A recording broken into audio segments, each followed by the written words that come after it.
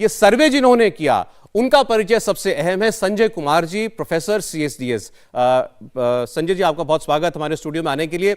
Data आपका है, सर्वे आपका है, मैं बस रखने जा रहा हूं सामने। एक चीज मैं क्लियर कर दूं, ये कोई एग्जिट पोल नहीं है, व्यूअर्स के लिए बताना जरूरी है। एग्जिट पोल नहीं है, मतदान से पहले यह सर्वे किया गया था। 4 नवंबर से लेकर 11 नवंबर की अवधि के बीच में यह सर्वे हुआ है, और उस सर्वे में जो रुझान या जो ट्रेंड पकड़े CSDS लोक नीति ने, वो हम आपके सामने रख रहे हैं, एक्सप्लेन करेंगे। प्रोफेसर साहब हमारे साथ मौजूद हैं।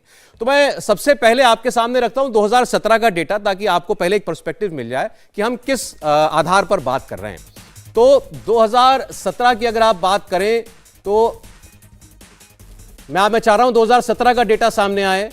2017 का डेटा प्लीज स्क्रीन पर लाइए जी। ये देखें, बीजेपी को उस वक्त 36% वोट मिला था और आम आदमी पार्टी को 26% वोट, कांग्रेस पार्टी को 21% वोट मिला था। और यह तीसरी बार था जब भारतीय जनता पार्टी ने MCD का चुनाव जीता था। 181 सीटें जीती थी, कांग्रेस को 30 सीट मिली थी, आम आदमी पार्टी को 48 सीटें मिली थी। उस वक्त MCD में 272 वार्ड हुआ करते थे, 272 सीटें होती थी, जो बाद में परिसीमन के बाद और तीनों MCD को अलग अलग जो पहले था उसका एकीकरण करने के बाद, ये 17 साल से प्रोविजन स्टोर चला रहे थे और हर दिन 8 से 9 हजार का बिजनेस करते थे। अचानक से ये दोगुना हो गया। जानना चाहते हो कैसे? तो फ्रीडम ऐप को अभी डाउनलोड करें। 250 सीट हो गई। आज 250 सीटों पर मतदान हुआ, लेकिन बीजेपी को पिछली बार बंपर जीत मिली थी, और वो भी लगातार तीसरी बार। 8 साल आज केजरीवाल सरकार को हो चुके हैं। जब 2017 में चुनाव हुआ था, उससे पहले याद कीजिए 2015 में 67 सीटें जीतकर अरविंद केजरीवाल दिल्ली में आए थे। उसके बावजूद 2 साल बाद हुए MCD के चुनाव में यह जबरदस्त जीत भाजपा को हासिल हुई थी। तो क्या बदल जाता है कॉर्पोरेशन के चुनाव में और विधानसभा के चुनाव में, यह भी हमको देखना पड़ेगा।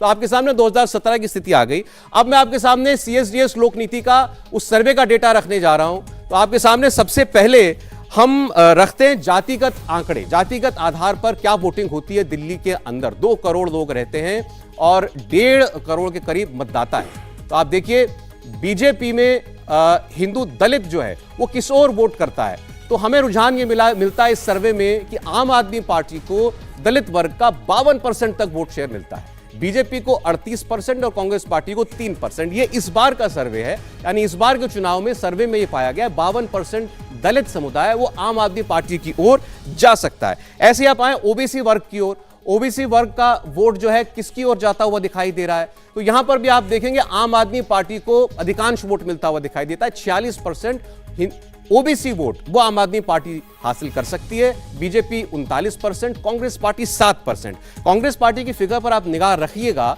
क्योंकि 2017 में तीसरे नंबर जो पार्टी थी रिस्पेक्टेबल नंबर 3 थी, 20% ज्यादा वोट था। लेकिन यहां आप देखेंगे वोट शेयर थोड़ा आपको काफी हद तक गिरता हुआ नजर आएगा।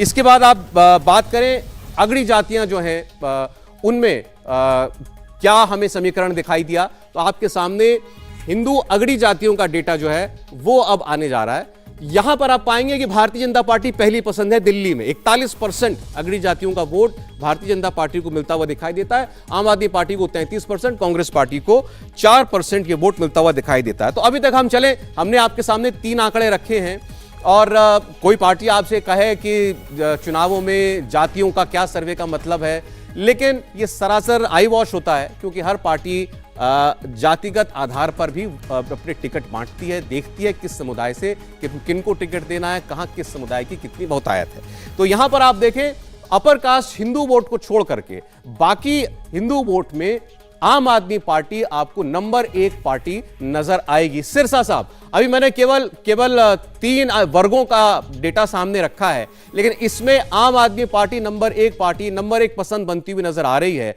ये कहीं आपके इस जीत के चौके का मनोबल जो आपका है उसे ना गिरा दे?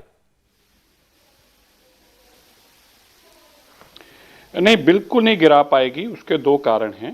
पहला कारण जो आपने खुद ये बताया, ये सर्वे जो है, ये सर्वे नवंबर के 4 से लेकर 11 तारीख तक का है, और उसके बाद जिस तरीके से आम आदमी पार्टी अब तक झूठ बोलकर लोगों को बरगला रही थी, झूठे वादे कर रही थी, हमने वो सारे वादे एक एक करके लोगों को बताया, एक्सपोज किया, किस तरह से माँ गंगा जो है, माँ यमुना जो है आज भी कितनी गंदी होगी और कितने गुना गंदी हो गई है, जबकि अरविंद केजरीवाल ने कस्में खाई थी जी। पॉल्यूशन का आज वो हाल है कि दिल्ली के लोग सांस नहीं ले पा रहे। पंजाब में जब सरकार नहीं थी तो पंजाब के लोगों को कोसते थे, अब तो दिल्ली के लोगों को पता चल गया कि नालायक अरविंद केजरीवाल ही है, पड़ोसी नालायक नहीं है। लेकिन पड़ोसियों के नाम पर ये वोट बांट के अपनी जिम्मेवारी को छलांग देते थे। इसी तरह के गंदा पानी पीने को लोग मजबूर हैं।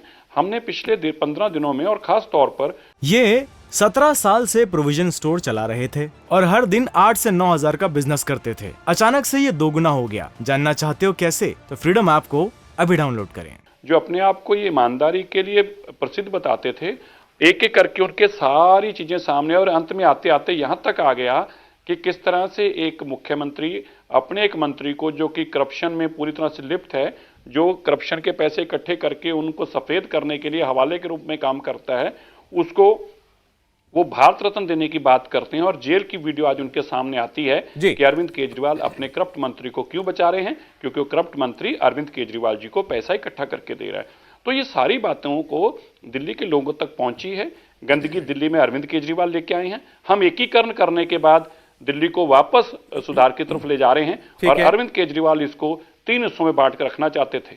तो इस तरह से किस तरह से पैसा बकाया था कॉर्पोरेशन का, अरविंद केजरीवाल का कितना बड़ा रोल है दिल्ली को तबाह करने में, गंदी करने में, प्रदूषण, हवा, पानी, जल, सब कुछ सिरसा साहब, ये देखिए, ये मुद्दे तो काफी पुराने या लंबे अरसे से आप अरविंद केजरीवाल को इन पर घेरते आए हैं, लेकिन आपने कहा कि पिछले 1 महीने के अंदर काफी कुछ बदला है। क्या वाकई बदला है? प्रोफेसर साहब जवाब देंगे। इंडिया टीवी हर वक्त हर जगह डाउनलोड करने के लिए सर्च करें India TV news Google play store या ऐप स्टोर पर।